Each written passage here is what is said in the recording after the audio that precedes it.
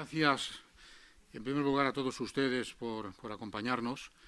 Gracias a quienes han participado en el debate. Hemos empezado a las 9 en punto de la mañana y hemos terminado a la 1 en punto. Y no hemos parado más que un cuarto de hora para tomar un café y el debate ha sido intenso y sin interrupciones de ningún tipo. Gracias a todos aquellos que han hecho aportaciones y gracias en nombre de la Fundación Rafael del Pino. Como decía Vicente, todo esto se remonta al año 2004. Por aquella época yo sugerí al fundador, Rafael del Pino, la pertinencia de hacer algo relacionado con el análisis económico del derecho. Y, lógicamente, un ingeniero me preguntó de qué se trata. Y yo le dije que era una nueva forma de interpretar fenómenos de envergadura desde la perspectiva económica y jurídica al mismo tiempo, y más concretamente de ver el impacto de decisiones públicas y privadas. Y me dijo, adelante, esto me parece interesante, y la pregunta fue, ¿esto le interesa a mucha gente? Y mi respuesta fue muy sincera, no, pero debemos trabajar para que interese a mucha más gente. Si hoy estuviera aquí, comprobaría cómo aquella intuición era absolutamente correcta. En estos momentos hay muchas personas dedicadas al análisis económico del derecho. El curso, que empezó en 2004 en Harvard, en la Facultad de Derecho, sigue y la próxima sesión la tenemos el próximo mes de octubre. A mí me ha cabido el honor de participar en él como director junto al profesor Cabrillo y la inestimable ayuda de Rocío Albert, que ha actuado como coordinadora, por lo tanto debe ser la principal artífice del éxito del curso. Y cuando hablo de éxito lo digo como lo decimos los economistas. Tiene éxito porque la demanda de plaza supera la oferta. Y siempre que ocurre eso, quiere decir que lo que se ofrece es algo positivo. Ha explicado Vicente que ampliamos con una sesión en Madrid el año pasado, la dedicamos a un tema relevante como es por qué y cómo los jueces se convierten en reguladores, sobre todo en algunas cuestiones como las laborales. No solamente aplican la ley, sino que la interpretan y a veces la superan y a veces se la inventan, con todas las consecuencias que esto puede tener. Las conclusiones las vamos a hacer de una forma peculiar, porque ha habido 4 intervenciones y nos ha parecido mucho más sensato que la conclusión de cada una de las intervenciones la haga el propio interventor, recogiendo en 7-8 minutos, para que pueda haber debate, no solamente su intervención, sino las reacciones que ha habido a su intervención. Quienes han intervenido han sido Rocío Albert, Rogelio Biazzi, Francisco Cabrillo, Antonio Maudes, María Sobrino, Pedro Hinojo, Mateo Silos y Juan José Montero, que me acompaña a mi izquierda. Cuando digo los que han intervenido, son los que han intervenido escribiendo documentos. Y yo creo que podemos empezar sin más dilación, porque el tiempo es breve, empezando por el primero de los documentos, de naturaleza fundamentalmente económica, es decir, el papel del análisis económico en toda esta cuestión de las plataformas colaborativas. Y intuyo que la palabra la va a tomar Rocío Albert. Sí. ¿Sí? Se te ofrece la tuya. La sesión se retransmite por streaming, lo digo para que a quien le convenga exagere su intervención y a quien le convenga la atenúe un poco.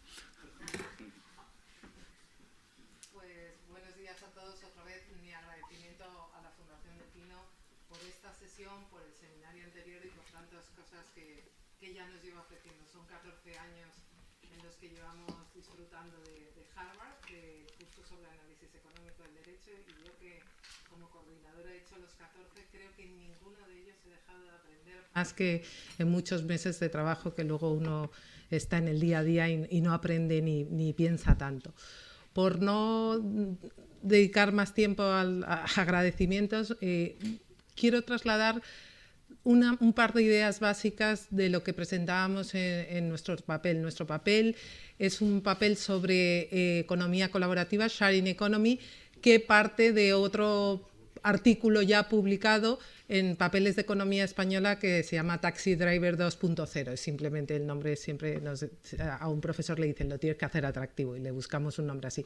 Pero lo que tratamos de ver en ambos artículos es ver qué hay detrás de este surgimiento de los modelos de economía colaborativa, o como hemos estado hablando durante el seminario, de si es más apropiado hablar de modelos de plataforma, de nuevos modelos de negocio digitales, como lo queramos llamar, pero hay es un modelo nuevo que ha llegado, que entra en competencia con otros modelos más tradicionales y que han causado crisis, y que probablemente haya que buscarle una regulación y modificar la regulación que ya existe. Y para eso es importante saber por qué esta irrupción tiene sentido y hay que de alguna manera hacer frente. Nosotros siempre decimos, como economistas, que la regulación está ahí para cuando el propio mercado no puede resolver por sí mismo la interacción de los agentes económicos. Y entonces siempre lo que se ha estudiado es que determinados mercados no funcionan perfectamente y se producen una serie de lo que nosotros llamamos fallos de mercado. Esto que queda así muy fino, de fallos de mercado, no es otra cosa sino problemas que el propio mercado no puede resolver. Y lo que habíamos observado en mercados en los que tradicionalmente no había todavía economía colaborativa, como puede ser el mercado del transporte o de alojamiento, es que existían problemas fundamentales, por ejemplo, relacionados con la garantía o la calidad del bien o servicio que ofrecían. Básicamente un problema de asimetría de información. Una de las partes siempre tenía más información que la otra. Y como eran bienes, además, de experiencia, que necesitabas utilizarlos para saber cómo funcionaban esos bienes, no quedaba otra forma de hacerlo que poder buscar proxies o formas que te hablaran de esa garantía si no la podías obtener a priori.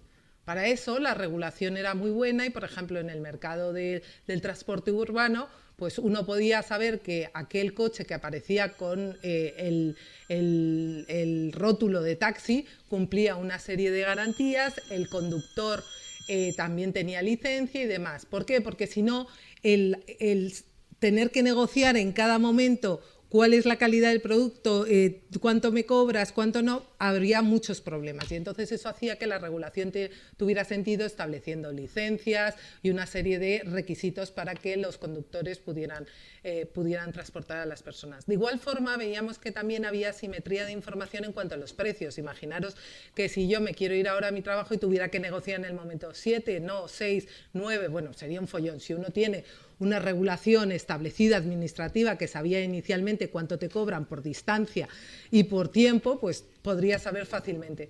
¿Qué ocurre? Que la digitalización, la innovación disruptiva lo ha transformado absolutamente todo. Y además es un fenómeno, lo decíamos antes, que ha llegado para quedarse, que por mucho que nos guste o no nos guste, digamos, les vamos a dejar o no les vamos a dejar, están aquí. Estas plataformas están, han irrumpido, han reducido costes de transacción, han resuelto el problema de fallos de mercado, principalmente de precios y de calidad, y por tanto la regulación que teníamos no es válida ya. Probablemente no es válida ni para los incumbents, los que ya están, no les encaja bien, y por supuesto no es válida para los que quieren entrar en el mercado. ¿Qué podemos hacer ante ello? Pues o bien podemos bajar la cabeza y pensar que este tsunami va a pasar, no va a pasar, ya está aquí, y además lo decíamos, hemos dedicado mucho tiempo en el seminario a hablar cómo se regulaba el tema del taxi, las alternativas, Uber, Cabify, pero en realidad es como un debate ya pasado. ¿Qué hacemos regulando o pensando cómo regulamos esto cuando ya estamos hablando del coche autónomo? Y es que es verdad, o sea, estamos intentando buscar soluciones cuando ya las plataformas, la digitalización, la pulverización de los costes de transacción ha provocado que el mundo haya cambiado completamente y haya que buscar otros mecanismos para regularlo. Por ello, las justificaciones que antes existían para tener un determinado tipo de regulación han hecho crisis, han entrado en crisis. Hay que buscar alternativas, hay que regular aquello que el mercado no pueda regular y que antes no podía regular, pero que ahora sí. Hemos estado hablando de las cuestiones tributarias, a las que probablemente habría que dedicar toda una sesión, porque hay como un mantra de, bueno, es que las plataformas es una forma de tener economía sumergida. Yo pienso todo lo contrario, precisamente porque toda la transacción queda recogida a través de las plataformas, es mucho más fácil que desde el punto de vista tributario se pueda articular mecanismos para que se pueda contribuir. También hay que buscar mecanismos, por ejemplo, para que los temas de responsabilidad o los temas de consumidores se vayan resolviendo. No se quiere decir que se pase a la no regulación, que se elimine toda la regulación que se esté y que se diga, bueno, ahora como ya no hay ningún problema, pues que las plataformas funcionen libremente. Lo que sí que se dice es el motivo que justificaba antes la regulación, que era fallos de mercado concretos, la innovación disruptiva los ha cambiado. Es cierto que las plataformas están generando otros efectos que antes no habíamos visto o que no se daban, pues hemos hablado también, se ha discutido mucho el tema de la uberización, si hay problemas con desplazamiento de riesgo a los principales proveedores, pero lo que está claro es que hay que darse cuenta de que este fenómeno está aquí, que el mercado, si no busca soluciones, la administración lo hará por su cuenta y que por tanto lo mejor es buscar una regulación lo suficientemente flexible para recoger esta llegada de las plataformas que ha generado que los problemas sean distintos y que la regulación que estaba ya no tenga sentido. Gracias. Muchas gracias.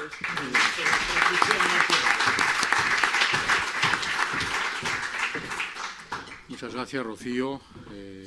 Se hablaba en nombre de Paco y también de Rogelio Biazzi, que son quienes han escrito el documento conjuntamente. El segundo documento tiene 3 autores, Antonio Maudes, María Sobrino y Pedro Hinojo, los 3 del Departamento de Promoción de la Competencia de la CNMC. Y en este punto yo lo que sí quiero hacer es rendir un homenaje a Antonio Maudes, que hace no muchos días renunció a su puesto de director de este departamento después de haber llevado un trabajo magnífico en favor de la promoción de la competencia, no siempre con el debido reconocimiento por parte del conjunto de la Comisión y en algunos casos incluso con la aversión de algunos de sus miembros, que más que defensores de la competencia son justamente defensores de la intervención y contrarios a la propia competencia.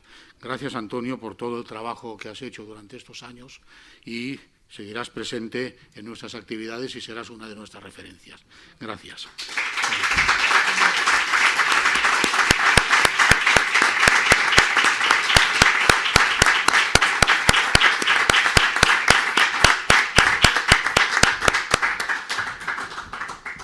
El documento lleva por título Implicaciones de la economía colaborativa para la competencia y la regulación.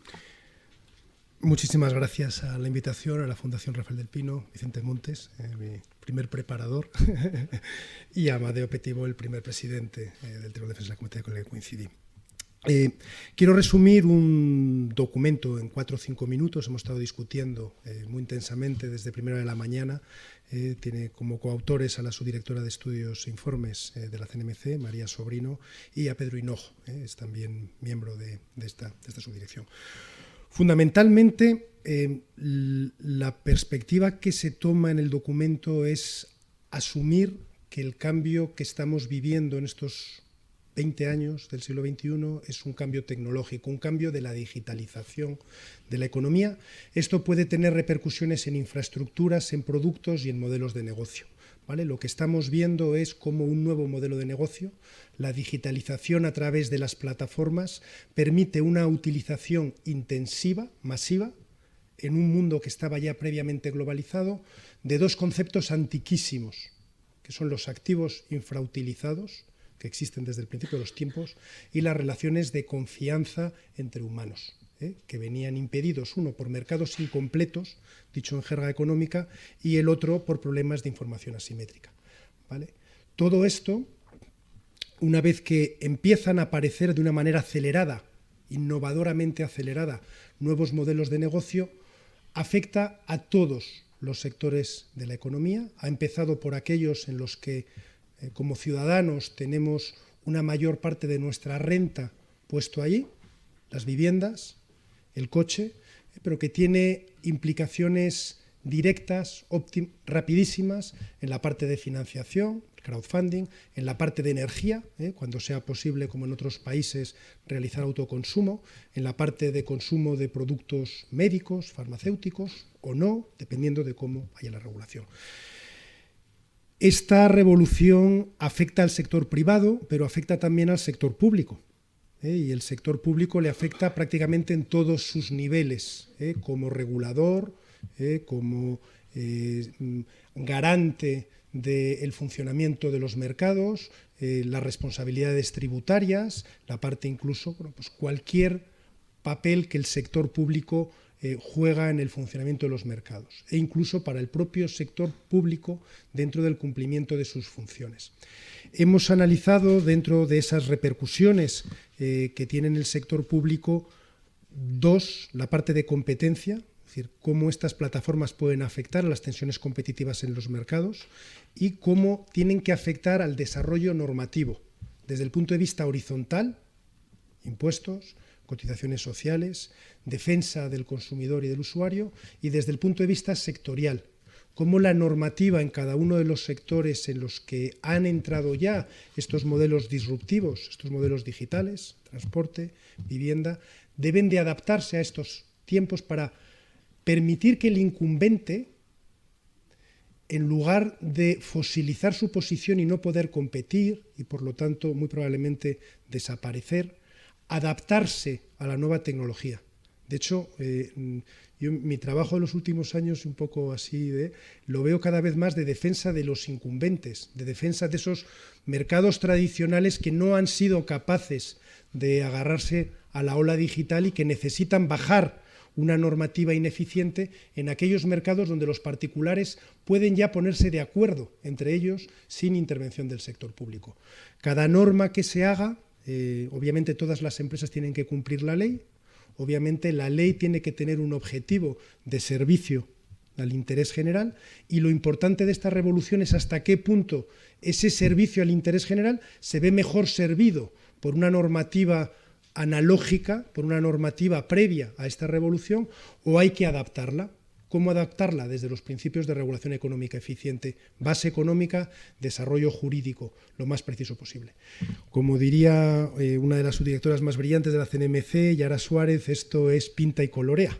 Como diría María Sobrino, otra de las subdirectoras más brillantes de la CNMC, hay que bajar a lo concreto. Entonces yo creo que lo mejor para bajar a lo concreto es coger un caso particular, que es el daño a los consumidores y usuarios que en el mercado de, por ejemplo, el taxi, la normativa actual tiene como coste a los consumidores. Se podía hacer sobre cualquier otro sector, pero hay un documento excelente del subdirector de análisis económico de la CNMC, Mateo Silos, en el que voy a si me permite, Amadeo, dejarle obviamente la palabra para que haga un resumen de tan brillante informe pericial, a mitad de camino, no diría mitad de camino, totalmente en la parte económica, pero escrito de una manera que pueda ser no solo comprensible, sino interesante, tanto para la opinión pública, la labor de comunicación, que también hemos dicho cada vez más importante, como para el juez que tiene que tomar la decisión final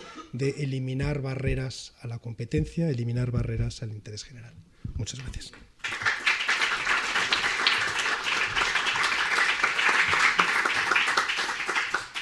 Muchas gracias, Antonio. Efectivamente, la palabra la tiene Mateo Silos. Mateo ha hecho un trabajo empírico, me ha parecido esta mañana muy, muy interesante. El título es largo, Informe económico sobre las restricciones a la competencia incluidas en el Real Decreto y la Orden bla, bla, bla, en materia de vehículos de alquiler con conductor. En otras palabras, ¿cuánto le cuesta a la sociedad española? ¿Cuánto le cuesta a usted y al otro el tipo de regulación en restrictiva? Yo creo que en este trabajo han mostrado realmente ingenio para buscar datos que yo pensé que no iban a ser tan fáciles de encontrar. Él los ha encontrado y ha conseguido, creo, algunas ideas muy interesantes, que es lo que nos va a exponer ahora. Muchísimas gracias por estas palabras introductorias, muy amable. Muchísimas gracias a la Fundación Rafael del Pino y muchísimas gracias a Antonio Moudes porque ha desarrollado un trabajo formidable en la Autoridad de Competencia en España, en varias autoridades, en la CNMC. Es una persona que ha sido fiel a los principios de independencia, a los principios de rigor, de transparencia, de cumplimiento de la norma. Y ya he dicho antes a puerta cerrada, pero lo digo también en público, que este movimiento debería hacer pensar a las personas que están en la CNMC, muchas con muchos altos cargos, por qué Antonio deja la CNMC y si la CNMC está cumpliendo con los objetivos que le marca el ordenamiento legal vigente de promoción de la competencia efectiva y de defensa de la competencia. Dicho esto, paso bajo a lo concreto, como diría la brillante subdirectora de Estudios e Informes, María Sobrino Ruiz, para explicar un poco brevemente lo que hemos hecho. El informe al que aludía Francisco Cabrillo se elaboró para una impugnación que hemos hecho en la CNMC por artículo 27 de la Ley de Garantía de Unidad de Mercado de un Real Decreto aprobado en Consejo de Ministros a finales de 2015 que decidió el Gobierno de la Nación mantener restricciones históricas, restricciones contra la competencia históricas en el ámbito del VTC. Podía haber optado por aumentar el bienestar general y no mantener estas restricciones a la competencia, pero optó por mantenerlas. Entonces, lo que hemos hecho en ese informe es calcular el daño que el mantenimiento de estas restricciones impone a los consumidores. Y esto entra dentro de una línea de trabajo que ya veníamos desarrollando en la Subdirección de Análisis Económico de cuantificación del coste del régimen de monopolio del taxi para los consumidores. Lo hicimos a finales de 2015 en el caso de la impugnación, en este caso por artículo 5.4 de la Ordenanza de Taxi de Málaga, y el cálculo que hicimos en ese documento indicaba una pérdida para los usuarios en Málaga de unos 4,4 millones de euros. Si tuviese la presentación y los gráficos, pues podía ilustrar un poco más, pero vamos, todos los informes económicos están publicados en la página web de la CNMC y pueden ser consultados. Para la impugnación de la ordenanza de taxi en Córdoba también hicimos un cálculo similar. El coste para los consumidores en Córdoba eran unos 2,5 millones de euros al año. Y entonces, a nivel nacional, los números aumentan. 324,3 millones de euros al año es el coste de estas restricciones que los poderes públicos deciden mantener para favorecer a determinados operadores incumbentes y imponiendo un daño en el conjunto de la sociedad. El sobreprecio que impone esta normativa es de un 13,1%. Como he dicho a puerta cerrada antes también, y se dice en los informes económicos, estas estimaciones son conservadoras, porque no hemos podido cuantificar dos costes que el régimen de monopolio en el taxi impone a los consumidores. Por un lado, un mayor tiempo de espera. Al haber menos taxis, pues los consumidores tienen que esperar más. El tiempo vale para las personas cada vez más, sobre todo en Occidente. Y en segundo lugar, no hemos podido incorporar las ineficiencias de tipo productivo y dinámico que establece esta regulación. Entonces, nuestras estimaciones son básicamente de ineficiencia asignativa. Es lo que los economistas denominamos ineficiencia asignativa. También hemos realizado otras cuantificaciones. En este caso, las hemos incorporado en la última versión del estudio de economía colaborativa que se elevó al Pleno de la CNMC en verano de 2016 y hemos cuantificado el coste para otras ciudades. Por ejemplo, área de prestación conjunta de la Ciudad de Madrid, 96,2 millones de euros. Palma de Mallorca, 11 millones de euros. Granada, 2,5 millones de euros. Tenemos datos para más ciudades y estos datos reflejan un poco el daño que las normativas restrictivas a la competencia imponen sobre los consumidores y consideramos que es un elemento importante de cara a librar la batalla pública de las ideas en promoción de la competencia. Es fundamental para nosotros convencer y, sobre todo, obligar a los poderes públicos a justificarse. Y cuando se pone de relieve el coste de las restricciones públicas a la competencia para los consumidores, los poderes públicos deberían justificarse más por qué siguen manteniendo este tipo de normativas. Sin más, muchas gracias a todos.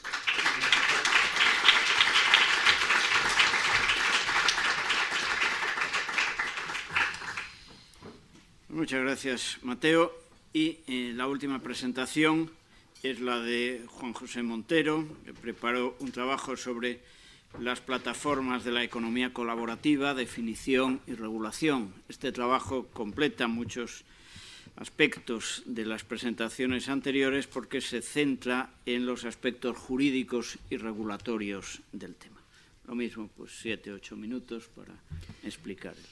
Pues a ver, yo quiero agradecer la oportunidad de haber participado en un debate que yo creo que demuestra en toda su potencia el interés de este análisis económico del derecho, este esfuerzo desde la Fundación de hacer un análisis económico riguroso, serio, que pueda ser tomado en cuenta por los juristas para la aplicación, pero también del eje ferenda para el desarrollo, para la concepción de la evolución de la futura normativa.